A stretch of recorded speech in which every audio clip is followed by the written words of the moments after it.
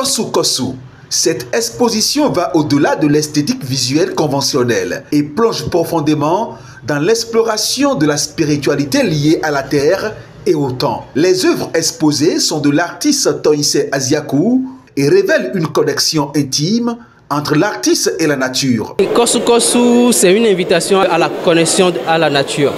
Et aujourd'hui, nous avons tendance à oublier tout ce qui est culture, tout ce qui est traditionnel et on est beaucoup plus calqué sur le matériel.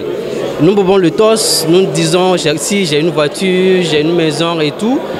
Et après, on se retrouve sans ces motos, sans ce matériel-là, parce que nous sommes appelés à partir et le matériel, il reste. Et quand le matériel reste, c'est la nature qui prend le dessus. Et pendant notre existence, nous avons tendance à oublier cette nature-là. Et parfois, nous avons tendance à se dire, nous avons le contrôle total sur la nature, sur tout ce qui nous entoure. Or, au fond, on a le contrôle sur rien. Parce que la nature, elle reste et nous partons. Nous sommes enterrés dans la nature et c'est la nature qui nous détruit. Donc, à travers cette exposition qui est articulée autour de 3 grandes séries, notamment Egbeme qui veut dire la nature, et Tobo ici qui veut dire comment on appelle, adepte de la grande rivière ou du grand lac, et aussi Egli qui veut dire mur ou vieux mur. Donc toutes ces séries questionnent vraiment notre existence.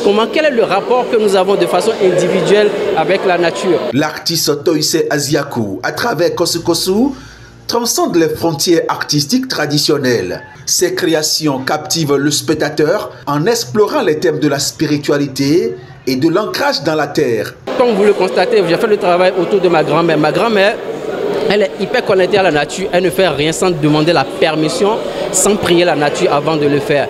Elle consulte tout le temps ses jumeaux parce qu'à la base, elle est jumeau et elle a une histoire très particulière avec les jumeaux. Donc du coup, elle ne fait rien sans consulter ses jumeaux à travers le phare. Elle ne fait rien.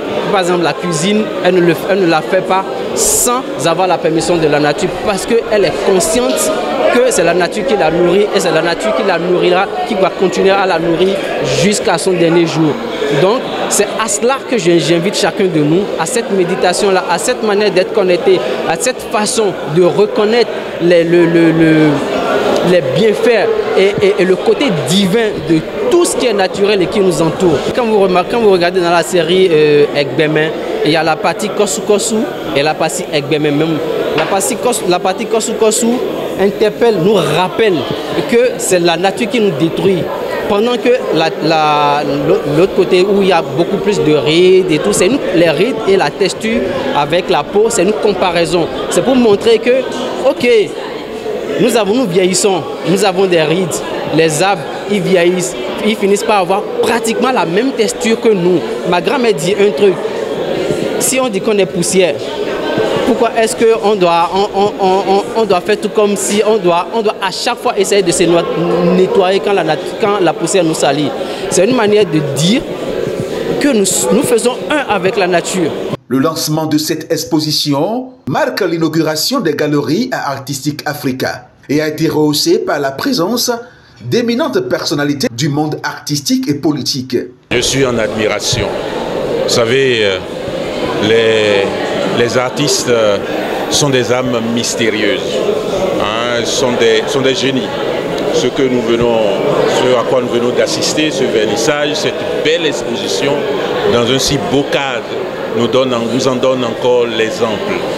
Et nous font à croire que, parce que ce sont des images du Bénin, parce que ce sont des lieux du Bénin, parce que ce sont des réalités du Bénin, nous donnent à croire que le Bénin est essentiellement culturel.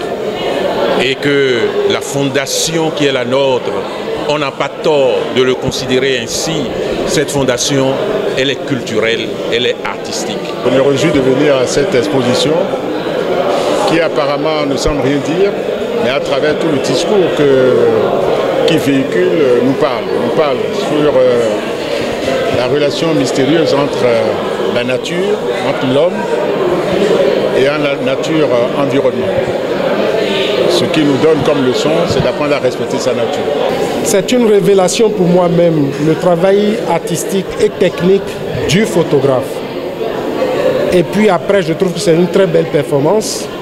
Et en dernier lieu, je suis par terre devant la scénographie de la commissaire de l'exposition. Ça a été très dur parce que ce sont des choix avec lesquels j'étais pas totalement d'accord. On a confronté des points de vue. Parfois, c'était rude. Mais bon, voilà. Elle a cédé, j'ai cédé et ça a donné ce résultat. Et je la remercie d'avoir joué le jeu. Cet espace-ci, ça a été totalement, on va dire, construit comme un endroit dédié spécialement à l'art plastique. C'est une folie parce que nous savons ce que c'est que l'art plastique, quelle est la place de l'art plastique dans, j'allais dire, dans l'esprit collectif ici.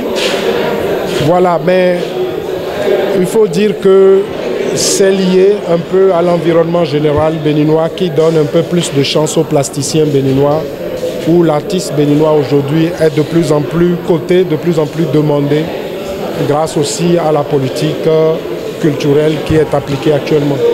Mais donc voilà, c'est dit qu'on a voulu mettre un peu plus en avant l'art plastique béninois en leur dédiant une salle, me semble-t-il, à la hauteur de leur folie. Cette exposition riche en symbolisme se poursuivra jusqu'au 15 mars, offrant aux visiteurs une fenêtre temporelle pour plonger dans la vision unique d'Asiaco. Ne manquez donc pas l'opportunité de vous perdre dans ce voyage artistique exceptionnel qui transcende les limites de l'expression visuelle conventionnelle.